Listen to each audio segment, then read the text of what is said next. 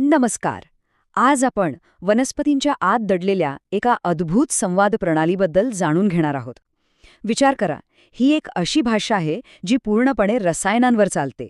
हीच भाषा ठरवते की वनस्पती कधी वाढेल, कधी फुलेल आणि स्वतःचं संरक्षण कसं आणि करेल. त्या प्रणालीचं नाव आहे फायटोहॉर्मोन्स. सोप्या शब्दांत सांगायचं झालं तर फायटोहॉर्मोन्स म्हणजे वनस्पतींचे हार्मोन्स. हे सूक्ष्म रासायनिक रेणू आहेत जे वनस्पतींच्या संपूर्ण शरीरात फिरत असतात आणि प्रत्येक पेशीला काय करायचं आहे याच्या सूचना देतात. कधी वाढायचं, कधी थांबायचं, कधी ऊर्जा वाचवायची, हे सगळं ठरवणारी ही एक अंतर्गत कमांड आणि कंट्रोल सिस्टमच आहे. आता ही प्रणाली समजून घेण्यासाठी आपल्याला तिच्या दोन मुख्य पण परस्पर विरोधी शक्तींना समजून घ्यावं लागेल. प्रत्येक वनस्पतीच्या आत एक सतत संघर्ष सुरू असतो, वाढ करायची की वाढ थांबवायची. आणि हाच तोल दोन प्रकारचे हॉर्मोन्स सांभाळतात. एक जे वाढीला प्रोत्साहन देतात आणि दुसरे जे वाढीला नियंत्रित करतात किंवा थांबवतात. आपण याला गाडीच्या ॲक्सिलरेटर आणि ब्रेकसारखं समजू शकतो. एक गट आहे ॲक्सिलरेटरचा, जो वाढीचा वेग वाढवतो. यात येतात ऑक्झिन, जिब्रेलिन आणि सायटोकायनिन. आणि दुसरा गट आहे ब्रेकचा, जो योग्य वेळी वाढ थांबवतो आणि वनस्पतीला ताणतणावापासून वाचवतो. यात येतात ॲब्सिसिक ॲसिड आणि इथिलीन. या दोन्हींमधलं संतुलनच वनस्पतीचं आरोग्य आणि जीवन ठरवतं. चला, मग आधी त्या हार्मोन्सबद्दल बोलूया जे ॲक्सिलरेटरचं काम करतात. हे 3 हार्मोन्स म्हणजे वनस्पतींच्या शरीराची जडणघडण करणारे मुख्य शिल्पकार आहेत. ह्या गटातला पहिला आणि कदाचित सर्वात महत्त्वाचा खेळाडू आहे ऑक्सिन. ऑक्सिनला आपण वनस्पतींच्या वाढीचा दिग्दर्शक म्हणू शकतो, कारण ते पेशींना कसं आणि कोणत्या दिशेने वाढायचं हे सांगतं. ऑक्सिनचं मुख्य काम आहे पेशींची लांबी वाढवणं. हे मुख्यतः वनस्पतींच्या शेंड्यांवर तयार होतं आणि यामुळेच वनस्पती सूर्यप्रकाशाच्या दिशेने उंचच उंच वाढते. ते अग्रस्थ वर्चस्व किंवा एपिकल डॉमिनन्स नावाचे एक तत्त्व वापरतं.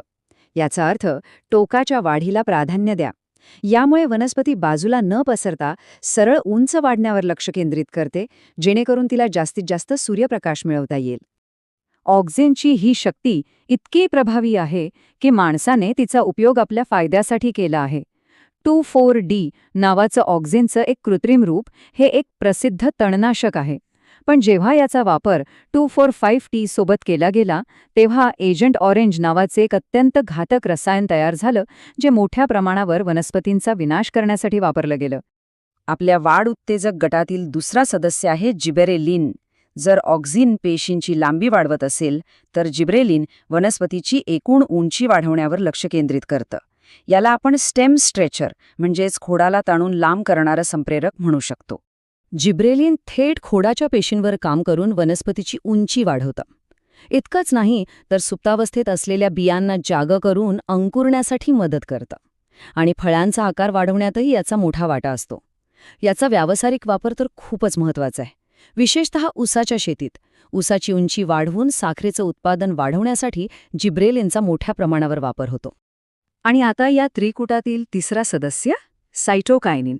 याचा शोध स्कूग आणि मिलर यांनी लावला होता. जिथे ऑक्सिन आणि जिब्रेलिन आकार वाढवण्यावर काम करतात, तिथे सायटोकायनिन वनस्पतींच्या पेशींची संख्या वाढवण्यावर लक्ष केंद्रित करतं.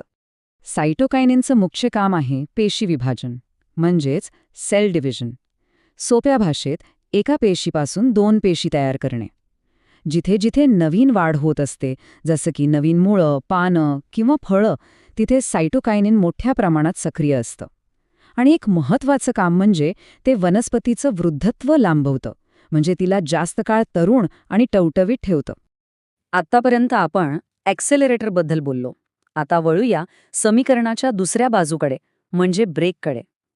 हे हॉर्मोन्स फक्त वाढ थांबत नाहीत, तर ते वनस्पतीचे हुशार व्यवस्थापक आहेत, जे तिला कठीण काळातून वाचवतात आणि वेळेचं अचूक नियोजन करतात.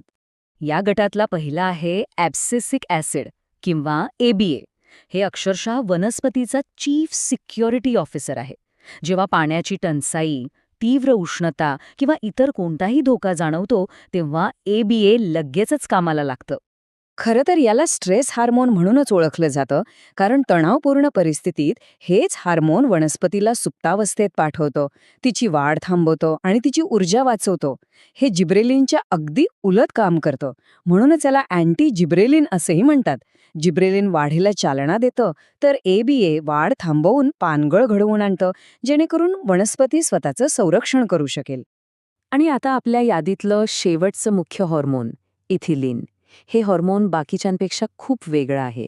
याच्यात एक असा खास गुणधर्म आहे जो इतर कोणत्याही वनस्पती हॉर्मोनमध्ये नाही.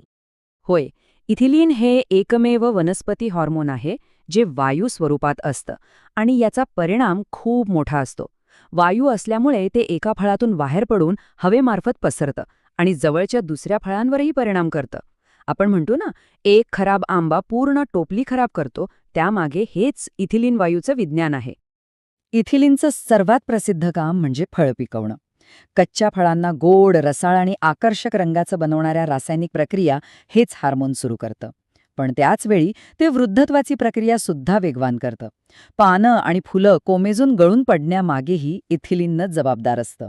या 5 मुख्य हार्मोन्स व्यतिरिक्त वनस्पतींमध्ये काही विशिष्ट कामांसाठी काही खास रासायनिक एजंट्ससुद्धा असतात. चला, त्यापैकी 2 महत्त्वाच्या एजंट्सवर पटकन एक नजर टाकूया. पहिलं आहे फ्लोरिजन. हे फुलवणारं हार्मोन म्हणून ओळखलं जातं.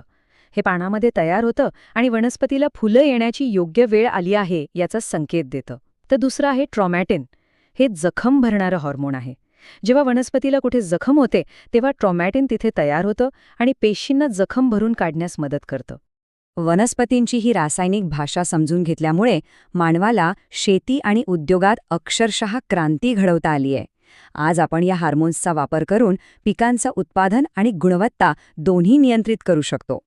आपण पाहिलं आहे की 2,4-D सारख्या ऑक्झिनचा वापर अनावश्यक तण नष्ट करण्यासाठी होतो. जिब्रेलिन वापरून ऊसाची उंची वाढवली जाते, ज्यामुळे साखरेचं उत्पादन वाढतं. आणि इथिलीन वायूचा उपयोग करून गोदामांमध्ये साठवलेली कच्ची फळं बाजारात पोहोचण्यापूर्वी वेगाने पिकवली जातात. हे या ज्ञानाचे काही उत्तम व्यावसायिक उपयोग आहेत. तर या सगळ्या माहितीचा सार थोडक्यात लक्षात ठेवूया. वनस्पतींच्या वाढीसाठी लक्षात ठेवा AGC, ऑक्झिन, जिबरेलिन आणि सायटोकायनिन. आणि वाढ रोखण्यासाठी किंवा नियंत्रित करण्यासाठी लक्षात ठेवा AE, ॲब्सिसिक ॲसिड आणि इथिलीन आणि त्यांचे मुख्य संबंध. इथिलीन म्हणजे फळं पिकवणं, ABA म्हणजे ताणतणाव आणि सायटोकायनिन म्हणजे पेशी विभाजन. या सोप्या क्लुप्त्या नक्कीच उपयोगी पडतील.